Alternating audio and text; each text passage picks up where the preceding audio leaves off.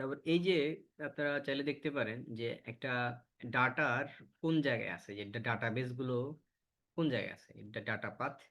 এই যেগুলো সবগুলো এখন আছে কোথায়, আপনার সি ড্রাইভে ডাটা পাথের ভিতরে। হ্যাঁ, আমি যদি বলি যে ডাইরেক্ট এখান থেকে যদি আমরা দেখাই যে সি ড্রাইভে, কই দেখি, সি ড্রাইভ ইউজার পাবলিক না, সি ড্রাইভ ইউজার পাবলিক টালি প্রায় যে ডাটা, ঠিক আছে। তো এটা এখন আছে এইখানে, বাট আমি যদি এখান থেকে যদি এটাকে কাট করে ফেলি, কাট করে, আপনাদের কি করতে হবে না, এটা দেখে থাকেন। কাট করে আমি যদি এটাকে আপনার এই এইখানে নিয়ে আসি ফর এক্সাম্পল, ও সরি, তো ওপেন হয়ে আছে, ও ও ও ও তো ওপেন হয়ে আছে ওইখানে, তো কাট করা যাবে না। মানে টালি থেকে বের হইলে না কাট করা যাবে না, আমি তো টালিতে ঢুকে বসে আছি। হ্যাঁ, টালি বন্ধ হয়েছে।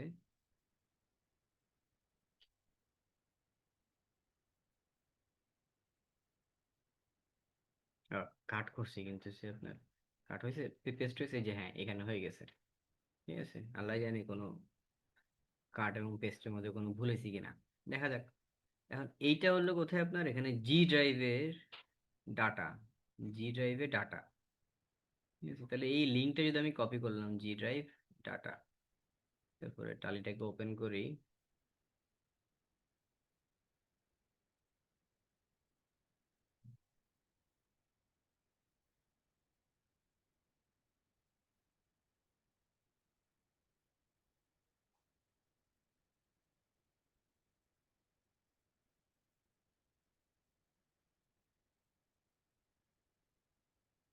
হুম, এখানে দেখেন, এখন আমরা যদি এখানে যাই, যে স্পেসিফাই, এখান থেকে ডাটা থেকে ডাটা পাথ, এই পাথটাকে চেঞ্জ করব।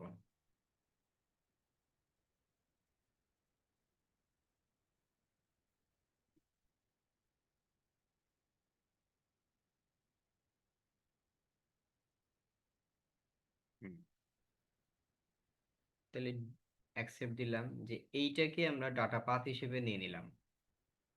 হ্যাঁ, পেয়ে গেলাম, এই যে ইউনিভার্সিটিও পাইলাম, এটাও পাইলাম। ঠিক আছে, মানে ঘটনাটা হলো যে ডাটা পাথ যদি চেঞ্জ করতে হয় তাহলে আমাদেরকে এভাবে এই ডাটা পাথটাকে চেঞ্জ করতে হবে, এবং এইখানে এসে তাকে ডাটা পাথটাকে দেখাই দিতে হবে যে আমার ডাটাবেসটা, মানে সফটওয়্যার তো এইটা, সফটওয়্যার ধরেন হচ্ছে আপনার এটা সফটওয়্যারের শর্টকাট আইকন। এই সফটওয়্যারটা রিড করবে কাকে, এই সফটওয়্যারটা রিড করবে যে টালির যে ডাটা ফাইলগুলো আছে, এই যে টালির যে ডাটা ফাইলগুলো আছে, এগুলোকে সে কি করবে, রিড করবে। তো এগুলোকে রিড করতে হলে তাকে তো ফোল্ডারের ফোল্ডারের লোকেশনটা দেখাই দিতে হবে, যে কোন লোকেশন থেকে সে কি করবে, আপনার ডাটা ফাইলটাকে সে রিড করবে। ঠিক আছে, এই আর কি কথা। তাহলে এখন সে পেয়ে গেল। ঢুকি লার্নিং ইউনিভার্সিটিতে ঢুকলাম।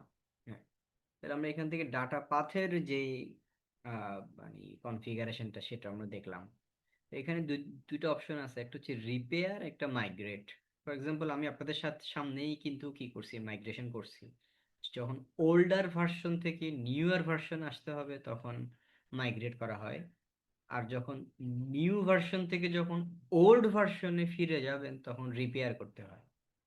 নতুন একটা ভার্সন আছে, ধরেন আছে একটা যে ইলমার্সিটি ই লার্নিং একাডেমি, এইটা হলো যে আপনার 6.1 ভার্সনে। এখানকার যে ডাটা বেসটা যেটা আমরা এখন ক্রিয়েট করলাম, এটা হচ্ছে 6.1 ভার্সনে। এবং কোনো কারণে যদি আপনার কোম্পানিতে আহ, পুরনো কোনো ভার্সনের টালি ইউজ করে, তাহলে এই নতুন ভার্সনের ডাটা ফাইলটা ও কি করতে পারবে না, রিড করতে পারবে না। আচ্ছা, আপনারা আমাকে বলেন যে মাইক্রোসফট এক্সেল 2019 সালের যেই ফাইলটা, সেটা কি আপনার 2007-এর মাইক্রোসফট এক্সেল যেখানে ইনস্টল করা আছে সেখানে কি চলবে?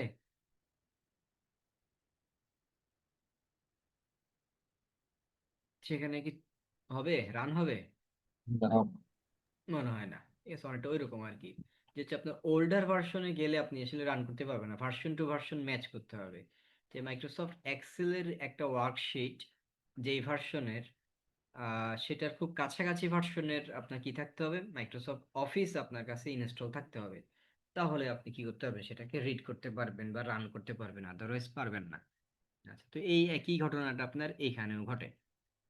ঠিক আছে, তাহলে এইটাও গেল। তারপর এখানে ব্যাকআপ এবং রিস্টোর, যে টালিকে কিভাবে আপনি ব্যাকআপ রাখবেন। হ্যাঁ, টালির ফাইলটাকে কিভাবে ব্যাকআপ রাখবেন, খুবই সোজা।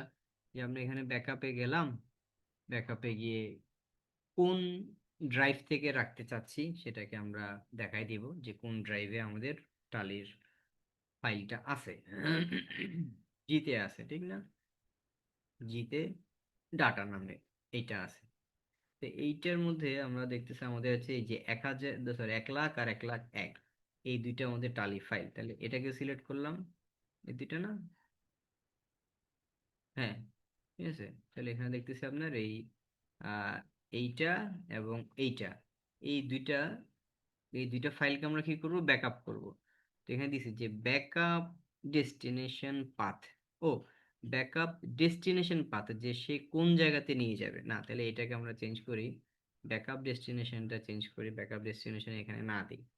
ব্যাকআপ সিলেক্ট ফ্রম ড্রাইভ, ব্যাকআপটা ধরেন যে আমরা এইচ ড্রাইভ দিলাম, অন্য একটা ড্রাইভ দিলাম, ডাইরেক্ট এইচ ড্রাইভের উপরেই ফেলে দিবে সে। আর হচ্ছে যে আমাদের ডাটা তো আছে জি ড্রাইভে, সো সে এটাকে জি ড্রাইভ থেকে রিড করতেছে। দেখেন লেখা আছে এখানে জি ডাটা।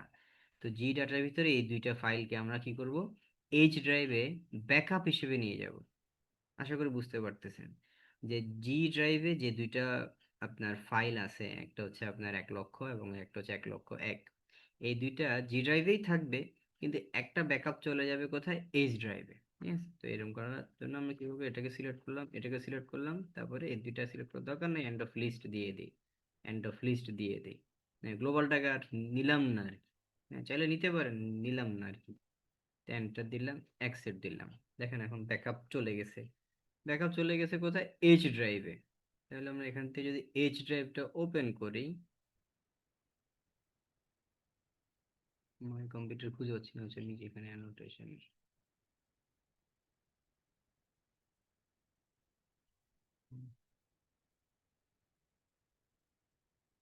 আরে,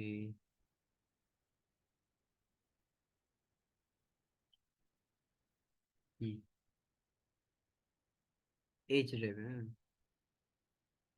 এই যে দেখেন, যে টালি বিকে মানে ব্যাকআপ, টিবিকে মানে টালি ব্যাকআপ, তাহলে এখানে দুইটা টালি ব্যাকআপ এখানে আপনার চলে আসছে। এটা এই যে 204 কেবি বা এত কেবি, ডাটা তো খুবই কম এখানে। তাহলে এখানে 1,00,000 এবং 1,00,001-এর দুইটা ব্যাকআপ আমরা এইচ ড্রাইভে নিয়ে যেতে পারলাম। তাহলে ব্যাকআপটাও আমরা দেখলাম যে কিভাবে টালির ব্যাকআপ নিতে হয়। হ্যাঁ, আর যদি রিস্টোর করতে চান, একইভাবে দেখেন নিচে রিস্টোরের বাটনটাও আছে, যে আপনি রিস্টোর ডেস্টিনেশন পাথ, যে কোন জায়গাতে আপনি আপনার ফাইনালি সেটাকে প্লেস করবেন, আর ব্যাকআপ ফাইলটাকে সে রিড করবে কোন জায়গা থেকে, সেইটা আপনি নিচে দিয়ে দিয়ে দিবেন। যেমন select from drive, H drive. ঠিক আছে, এই দেখেন দুইটাই দেখাইতেছে, যে এই যে এইটা এবং এইটা। হ্যাঁ, কয় মিনিট কখন ব্যাকআপ রাখছিলাম সেটাও দেখাচ্ছে, যে এত এত ওই দিন এতটা বাজে ব্যাকআপ রাখা হয়েছিল। এখন সেটাকে আমি নিয়ে যেতে চাচ্ছি কোথায়, জি ড্রাইভে। তাহলে এখানে ক্লিক করব, এখানে এটাকেও ক্লিক করব। ঠিক আছে, এন্ড অফ লিস্ট দিব, দিলে তখন সে কি করবো, ডাটা অলরেডি আছে, আমি ওভাররাইট করবো আর কি। ঠিক আছে, ওই আছে তো অলরেডি, সেজন্য ওভাররাইট হয়ে বন্ধ হয়ে গেছে। অসুবিধা নেই, ওটা মানে সরাই ফেলে তারপর ব্যাকআপ নিলেই ভালো হইতো। তাহলে আমরা ব্যাকআপ দেখলাম, রিস্টোর দেখলাম, এবং অপশনগুলো খুবই সহজ, চোখের সামনেই আছে একেবারে। হ্যাঁ,